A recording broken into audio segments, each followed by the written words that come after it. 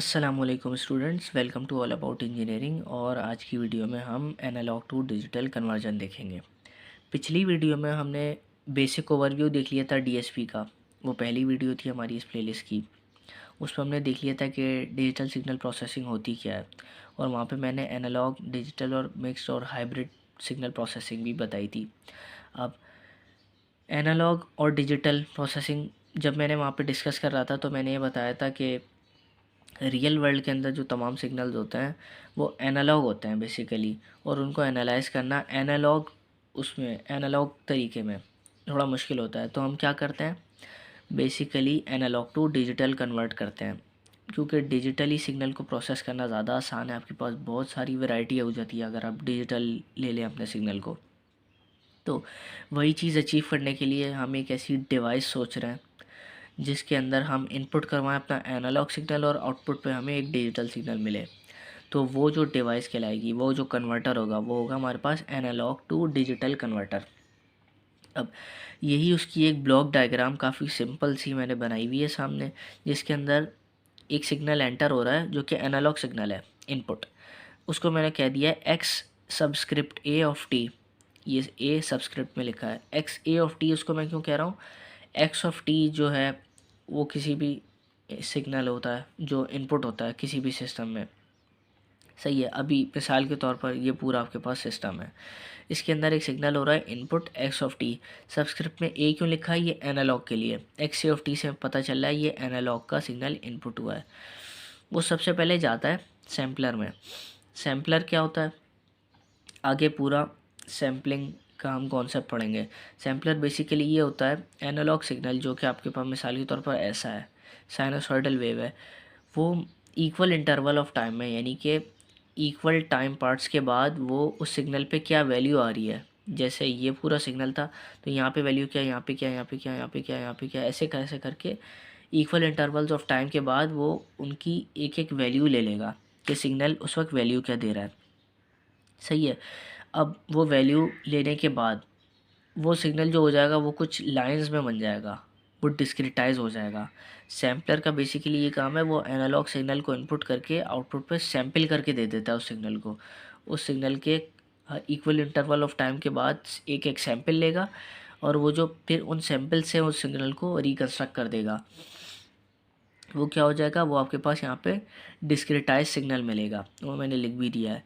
X a of T input हुआ, sample होके वो एक्स ऑफ एन बन गया। एक्स ऑफ एन क्या, डिस्क्रिटाइज सिग्नल। फिर ये डिस्क्रिटाइज सिग्नल नेक्स्ट ब्लॉक में जाता है, ये क्वांटाइज़र का ब्लॉक कहलाता है। क्वांटाइज़र का ब्लॉक ये करता है कि डिस्क्रिटाइज सिग्नल को वो डिजिटल सिग्नल में, डिजिटल नहीं वैसे क्वांटाइज सिग्नल में कहेंगे उसको। क्वांटाइज का क्या मतलब है, जब यहाँ पे डिस्क्रीट सिग्नल था, मतलब आपके पास एक्स एक्सेस पे इक्वल इंटरवल ऑफ टाइम के बाद एक एक सैंपल लिया गया है। क्वांटाइज़र से क्या होता है, वाई एक्सेस पे इक्वल इंटरवल ऑफ टाइम के बाद वो सैंपल वैल्यू नहीं लेता, वो हर वैल्यू को एक अदद बाइनरी वैल्यू असाइन कर देता है। बाइनरी वैल्यू क्यों असाइन हो रही है अब यहाँ पे, वो इसलिए हो रही है क्योंकि क्वांटाइज करवाने हम सिग्नल को, ताकि वो कंप्यूटर के अंदर फीड हो। कंप्यूटर के अंदर एनालॉग चीज़ कभी भी फीड नहीं कर सकते, डिजिटल फीड करनी पड़ेगी in the form of 0 and 1 binary के फीड करनी पड़ेगी, क्योंकि कंप्यूटर बाइनरी लैंग्वेज समझता है। सीधी सी बात है, वो एनालॉग डायरेक्टली इतना बड़ा इनपुट कैसे लेगा। यहाँ पे वो एनालॉग था, यहाँ पे वो डिस्क्रिटाइज हो गया, लेकिन वाई एक्सिस उसका अभी भी एनालॉग ही है। तो हमें उसको डिफरेंट लेवल्स ऑफ वोल्टेज और different levels of binary values पे हमने जब उसको असाइन करा, तो इसको कहते हैं कि आपने उस सिग्नल को क्वांटाइज कर दिया। डिस्क्रिटाइज सिग्नल को जब आपने different levels of binary values पे खड़ा करा, तो फिर वो सिग्नल अब जो हो गया है वो क्वांटाइज हो गया। क्वांटाइज सिग्नल को आप शो करते हैं एक्स सबस्क्रिप्ट क्यू और एन, एक्स क्यू एन से। ठीक है, ये हो गया। अब यहाँ पे आपका जो क्वांटाइज सिग्नल है ये अब कंप्यूटर में फीड होने के लिए रेडी है। अब क्या होता है, अब एक कोडर का ब्लॉक होता है। कोडर क्या करता है, इस क्वांटाइज सिग्नल को एक कोड में जनरेट करके देगा, ताकि वो कोड डायरेक्टली कंप्यूटर के अंदर फीड कर दे। तो मैंने यहाँ पे ये नोटेशन लिख दी है कि एक्स क्यू ऑफ एन यानी क्वांटाइज सिग्नल इनपुट हुआ कोडर ब्लॉक में, और कोडर ब्लॉक से आउटपुट जो हो रहा है वो 0 1 इस फॉर्म में आउटपुट हो रहा है। आपका सिग्नल, ये कौन सा हो गया, डिजिटल सिग्नल हो गया आउटपुट। तो बेसिकली हमने यहाँ क्या पढ़ा, एनालॉग सिग्नल जो था एक्स ऑफ टी वो पहले सैम्पलर में किया तो वो सैम्पल हो गया, सैम्पल्ड सिग्नल बन गया जिसे हम डिस्क्रिटाइज सिग्नल भी कहते हैं। फिर डिस्क्रिटाइज सिग्नल नेक्स्ट ब्लॉक में एंटर हुआ क्वांटाइज़र में, तो वो डिस्क्रिटाइज सिग्नल क्वांटाइज सिग्नल में तब्दील हो गया। क्वांटाइज सिग्नल के बाद वो कोडर ब्लॉक में तब गया और फिर कोडर ने क्या करा, क्वांटाइज सिग्नल को आपका डिजिटल सिग्नल में कन्वर्ट कर दिया बाइनरी आउटपुट देकर। तो मैंने एक चीज़ लिखी हुई भी है conceptually, we view A D conversion, मतलब we view analog to digital conversion in 3 steps, namely sampler, quantizer and coder. Sampler होता है, क्वांटाइज़र होता है, कोडर होता है। एक basic analog to digital conversion की अगर आप ब्लॉक डायग्राम बनाते हैं तो उसके अंदर ये 3 ब्लॉक ही लगते हैं, सैम्पलर, क्वांटाइज़र, कोडर। बेसिकली जब आप डिजिटल सिग्नल प्रोसेसिंग कर रहे होते हैं, आपको एक प्योरली एनालॉग सिग्नल को एनालाइज करना है या फिर उस पर कोई मैनिपुलेशन करवानी है, तो आपने करना क्या होता है, बेसिकली आपने ये करना होता है, आप अपने सिग्नल को लें, उस पर कोई परफॉर्मेशन करवाएं, कोई काम करवाएं और फिर उसको आउटपुट करवा दें। जब आपने सिग्नल इनपुट करा वो एनालॉग था और जो आपको चाहिए वो भी एनालॉग चाहिए। जब एनालॉग आपने इनपुट लिया और एनालॉग ही चाहिए तो क्या करें, तो उसका ये तरीका होता है कि जैसे ये एनालॉग टू डिजिटल कन्वर्जन होती है, उसी तरीके से एक होती है डिजिटल टू एनालॉग कन्वर्जन। ये पूरा एक ब्लॉक है, ये एनालॉग टू डिजिटल कन्वर्टर का ब्लॉक है।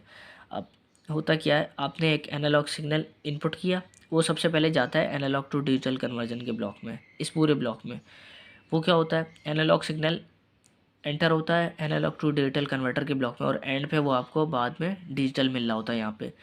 फिर वो डिजिटल सिग्नल नेक्स्ट ब्लॉक में एंटर होता है, वो होता है डिजिटल सिग्नल प्रोसेसर का ब्लॉक।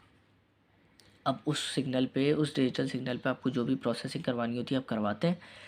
अब जो प्रोसेसिंग करवानी है अगर वो अचीव हो गई डीएसपी के प्रोसेसर से, वो फिर निकल के डिजिटल टू एनालॉग कन्वर्टर में जाता है। ये एनालॉग टू डिजिटल कन्वर्टर है, वो जाता है फिर डिजिटल टू एनालॉग कन्वर्टर के ब्लॉक में। उसमें भी अंदर कुछ सब ब्लॉक्स होते हैं। फिर वो डिजिटल सिग्नल जब डिजिटल टू एनालॉग कन्वर्टर में जाता है, उसके बाद वो आउटपुट आता है एक एनालॉग सिग्नल। तो हुआ क्या, आपका बेसिकली एनालॉग इनपुट आया और एंड पे एनालॉग आउटपुट ही निकल रहा है, लेकिन इनपुट पे उस पर काम नहीं हुआ होता, आउटपुट पे आपने उसको पूरा परफॉर्म करवा के आउटपुट बना लिया।